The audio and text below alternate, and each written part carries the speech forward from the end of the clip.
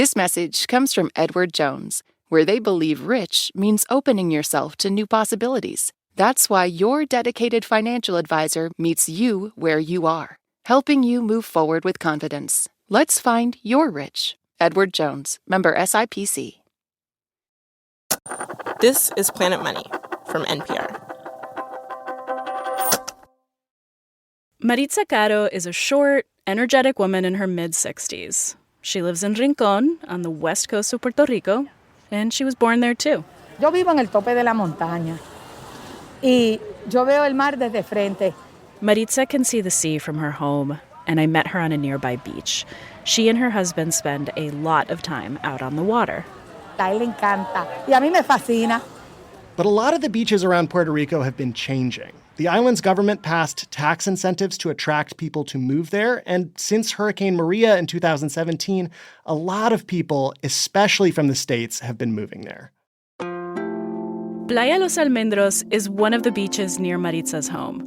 Rincón is popular with surfers and tourists and endangered sea turtles, and it's one of the places on the island where there's been a lot of displacement of longtime residents as more luxury developments are built.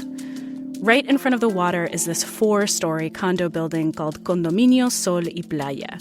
It's kind of a sandy color with white balconies that look out on this very calm sea. When Maria hit, violent waves destroyed the building's beachfront swimming pool. In fact, the hurricane changed a lot of the coastline all around Puerto Rico. Beaches became narrower strips of sand, which means that technically buildings like this one are now closer to the water. Or maybe I should say, the water is closer to the buildings. After the hurricane, the condo got permits to rebuild the pool between the building and the beach, and a construction crew broke ground, digging the space for the pool and laying down rebar and concrete in the loose sand for a low wall. Desde el día uno, desde el día que empezaron a suceder estas cosas. Maritza remembers coming to the beach in July of 2021 and seeing that jarring construction site. She told a friend, Le dije, pronto va a aparecer un carey ahí adentro y las cosas van a cambiar. One of these days, a sea turtle is going to show up trapped in there and everything is going to change. Y así mismo sucedió al otro día. And the very next day, that is exactly what happened. One of the endangered hawksbill sea turtles that normally nests here had nowhere else to go, except into the construction zone behind the wall. She laid over 100 eggs before getting stuck. She had to be rescued, and her nest had to be relocated. The fiasco made headlines. They found a turtle right in the middle of the construction site. En el condominio Sol y Playa, ubicado en los predios de la playa Los Almendros en Rincón. Allá adentro varada y tuvo que depositar sus huevos allí. This uproar over the construction site in Puerto Rico was really about much more than this one swimming pool. It was about what counts as a beach and who the beaches are for. Hello and welcome to Planet Money. I'm Alana Casanova-Burgess. And I'm Alexi Horowitz-Ghazi. Alana is joining us from the amazing podcast La Brega, a co-production from WNYC Studios and Futuro Studios, all about Puerto Rico and the Puerto Rican experience. Their latest season explores some of the iconic songs that define the island. And today, we are turning the show over to her to share a story and some music, all about the very intense, very complicated fight over Puerto Rico's beaches. Yeah, in Puerto Rico, by law, beaches are un bien de dominio público, a good in the public domain. They belong to the people. And it's something a lot of Puerto Ricans take very seriously, not just as a way to relax on the weekends, but as a part of our history and our culture. But where exactly the beach begins and ends, that isn't always as clear. Today on the show, the fight over one swimming pool, the centuries-old law that is supposed to say what does and doesn't count as a beach, and what happens when people try to apply that law in a world that is very, very different from when it was created.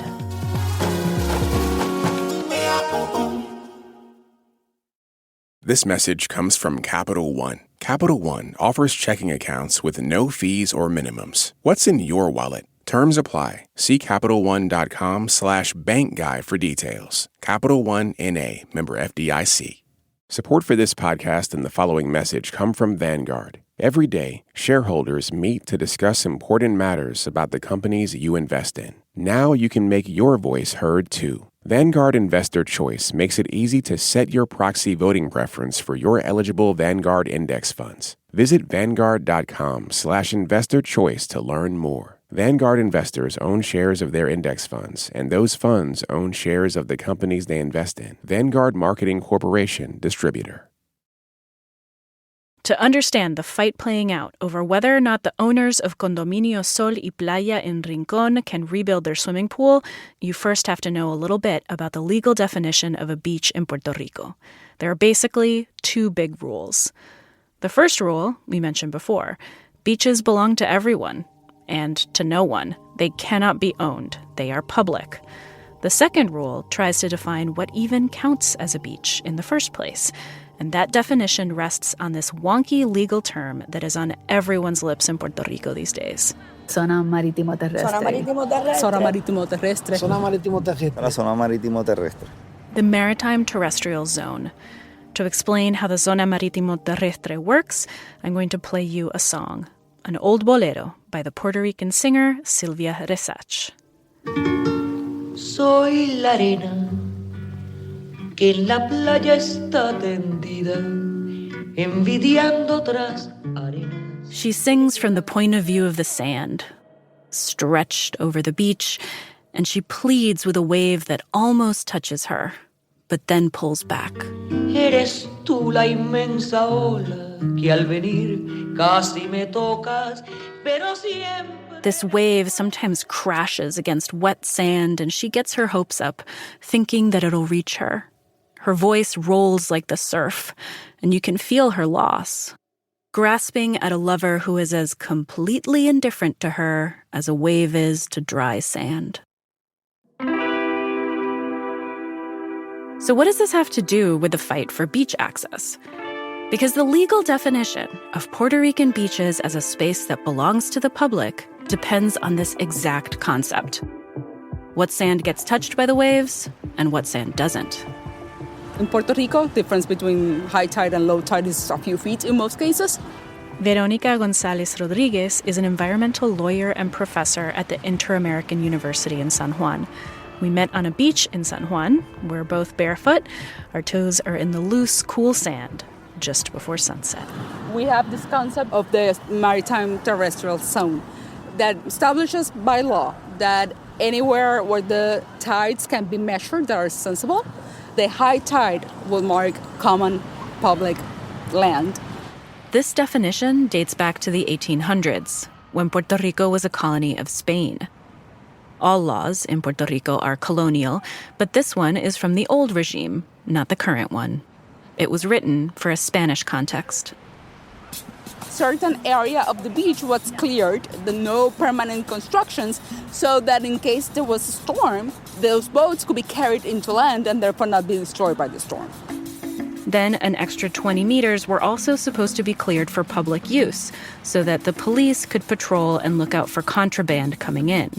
Late in the 19th century, people did not go to the beach to have a beer and get a suntan. That's not how we related to the coast back then. Now, in Spain, where the law comes from, the difference between high and low tide can be really noticeable, as much as several meters on the north coast. This means there's just a lot more area in that tidal zone where the waves hit the shore.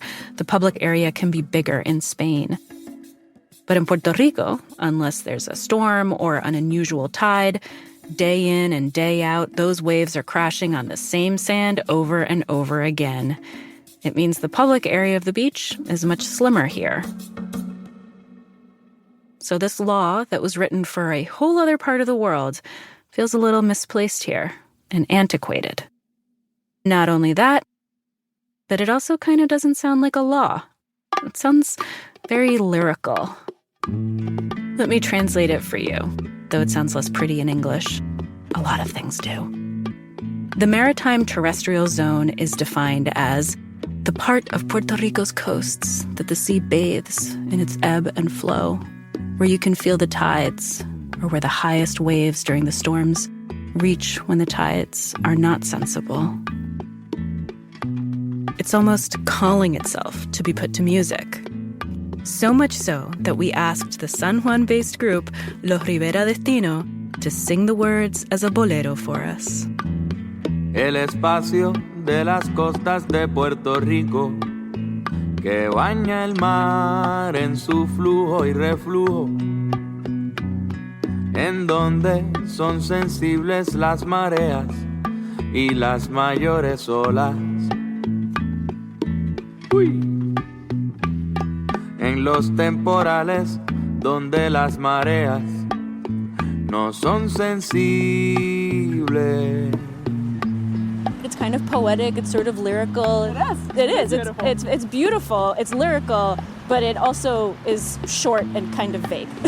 It's short, it's kind of vague, and usually lawyers like vague, right? It gives us space to work with. But when you're creating public policy, and public policy that affects the lives of so many people, it creates issues.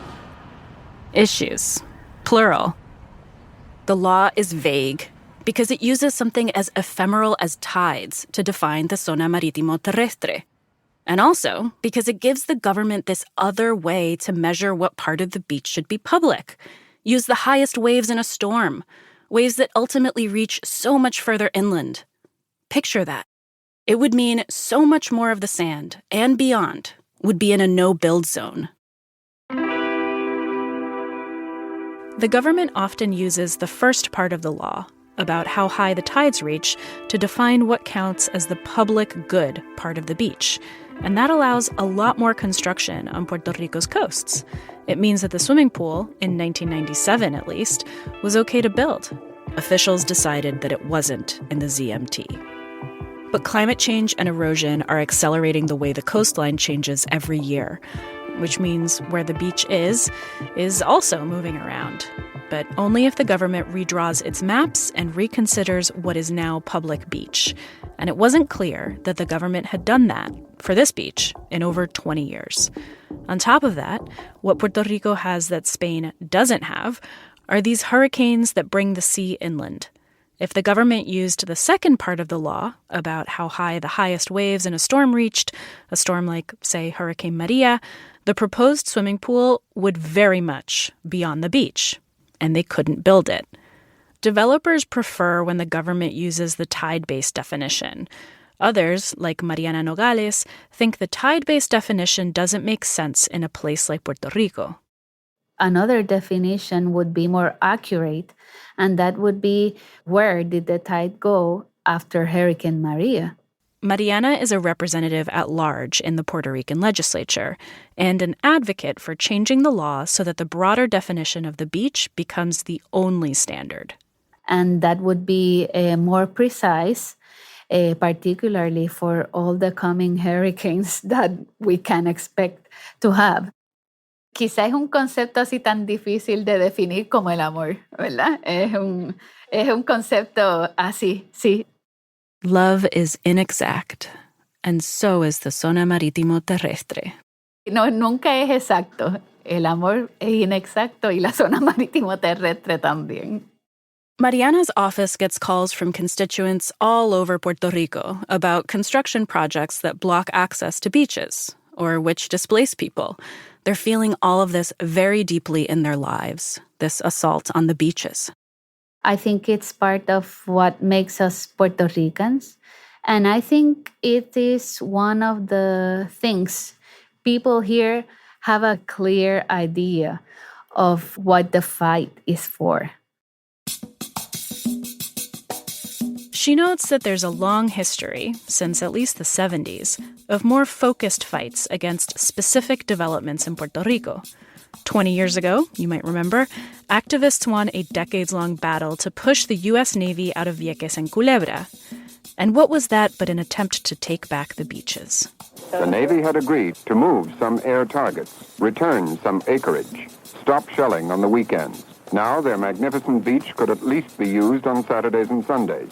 For over a decade, activists campaigned against the expansion of a courtyard Marriott in Isla Verde. Entonces nos quita lo que pertenece al pueblo, que es público, las playas, los mares. Throughout the island, people have been pushing back. There's been a fight for the beaches, a whole protest movement that's all about the space on the coast. It's even been violent. In January, private security guards fired at protesters at one illegal construction site. A protester fighting against this private development built on public land in Aguadilla was shot in the leg over the weekend. Las playas son del pueblo. The beaches belong to the people. By Puerto Rican law, all beaches on the island are public.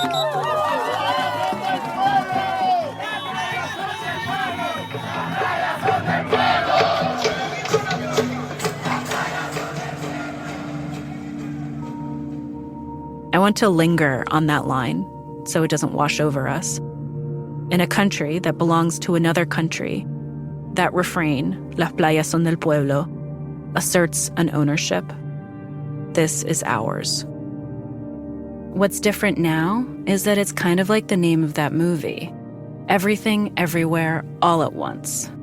We are facing a new type of colonization.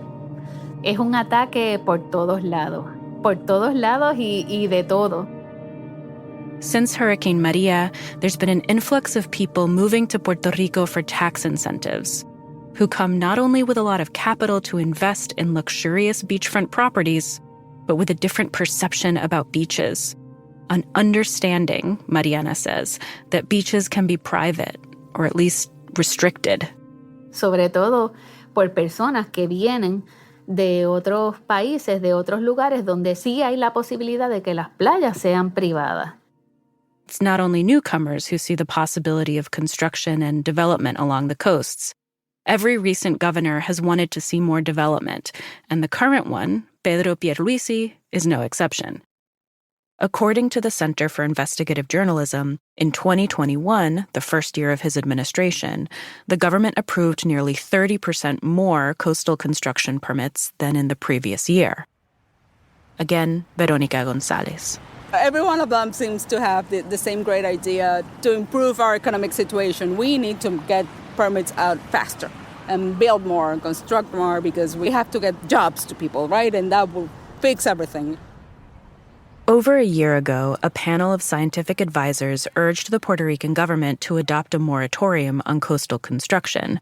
Experts have said there's not a moment to lose to take action. But the governor declined and said that decision seemed excessive to him, that it needed more study. He addressed it in a press conference. Esto conlleva el llegar a un balance justo. There needs to be a balance, a just one, he said, because he's hearing from people on both sides. There are those who think more development, more construction, is good for Puerto Rico. It's going to create jobs and lift the archipelago out of debt and austerity. And there are those who worry that Puerto Rico is being sold from under them, with more and more condos and swimming pools dotting the coasts. After the break, what happened to the swimming pool in Playa Los Almendros? And what counts as the beach in Rincón?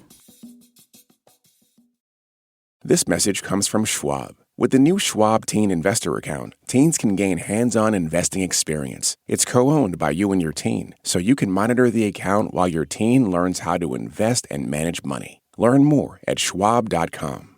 This message comes from Capital One. Capital One offers checking accounts with no fees or minimums. What's in your wallet? Terms apply. See CapitalOne.com/bankguy for details. Capital One N.A., member FDIC. According to certain data, the economy is doing great. According to certain headlines, a recession is coming.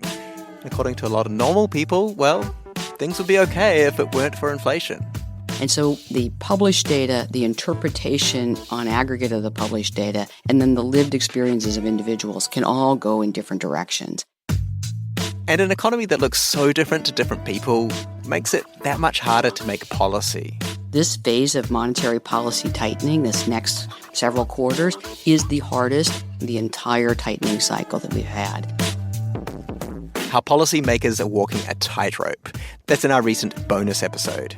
Make sure to check it out if you're a Planet Money Plus listener, and if you're not, you can sign up at the link in our episode notes. In the days after the public outcry about the trapped sea turtle in Playa Los Almendros in Rincón, the government ordered a stop to the construction at the swimming pool. At first, it was because the permitting process hadn't been followed correctly. Protesters established a permanent encampment on the beach. And almost immediately, things got pretty intense. Armed police have been filmed beating protesters and dragging them away.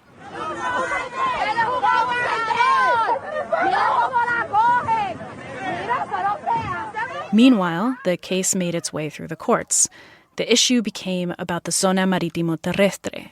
Could anything legally be built on this spot, in this loose sand? Last June, the agency responsible for determining where the zona maritimo terrestre begins and ends annulled the old lines that had allowed the swimming pool, and officials said they'd be redrawn. The courts eventually ruled that the construction was permitted illegally, and what had been built had to go. And then nothing happened. For months, the condo owners didn't remove the wall, and the courts didn't compel them to. Until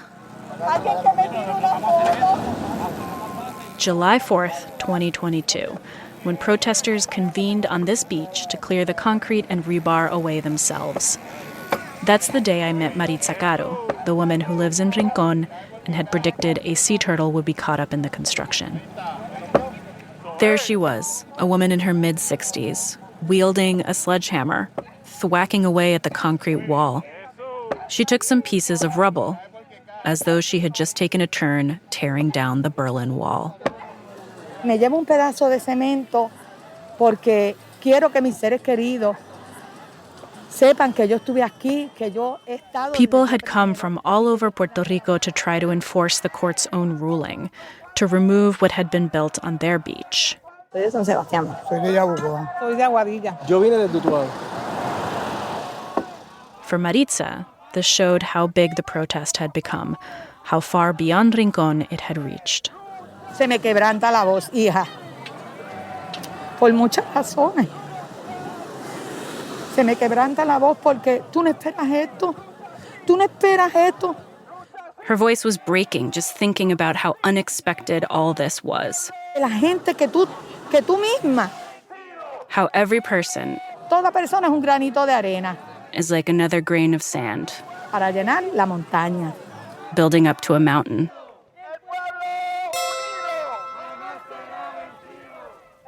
And at one point, when protesters unfurled a massive Puerto Rican flag,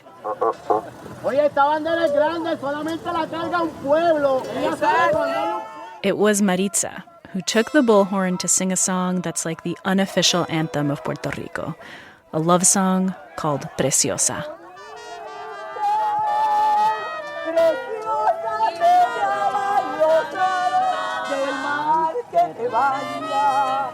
A song that describes the beautiful waves that have and will always bathe Puerto Rico.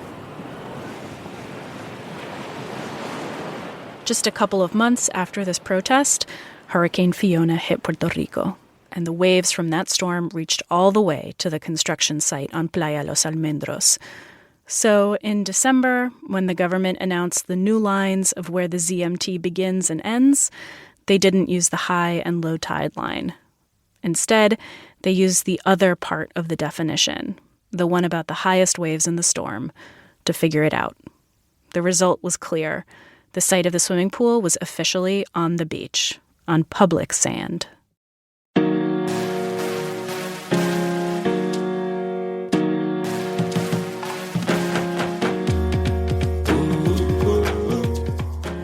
That was Alana Casanova-Burgess from the WNYC Studios and Futuro Studios podcast La Brega.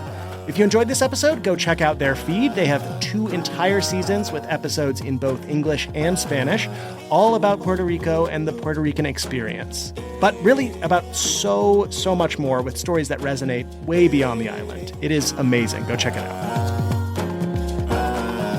This episode was produced by Ezequiel Rodriguez Andino and Joaquin Cotler, with help from Tasha Sandoval. It was edited by Mark Pagan, Marlon Bishop, and Jenny Lawton. La Brega's audio engineer is Joe Plourde. The Planet Money version was produced by Dave Blanchard, fact-checked by Sierra Juarez, edited by Keith Romer, and engineered by Brian Jarboe. I'm Alexi Horowitz-Ghazi. This is NPR. Thanks for listening. This message comes from American Home Shield. An AHS home warranty helps protect your major home systems and appliances, whether they're brand new or part of your home's history. A home warranty is different than homeowner's insurance, which covers things that might happen, like fire, theft, or storm damage. A home warranty covers what will happen, like normal wear and tear on the items you use every day, like your oven, fridge, AC, and plumbing. American Home Shield will fix a covered item when it breaks down, and if they can't repair it, they'll replace it. American Home Shield. Don't worry, be warranty. Get 20% off all plans at ahs.com/NPR and see promo details. See ahs.com/contracts for coverage details, including service fees, limitations, and exclusions. This message comes from Capella University. That spark you feel? That's your drive for more. Capella University's FlexPath learning format lets you earn your degree at your pace without putting life on pause. Learn more at capella.edu.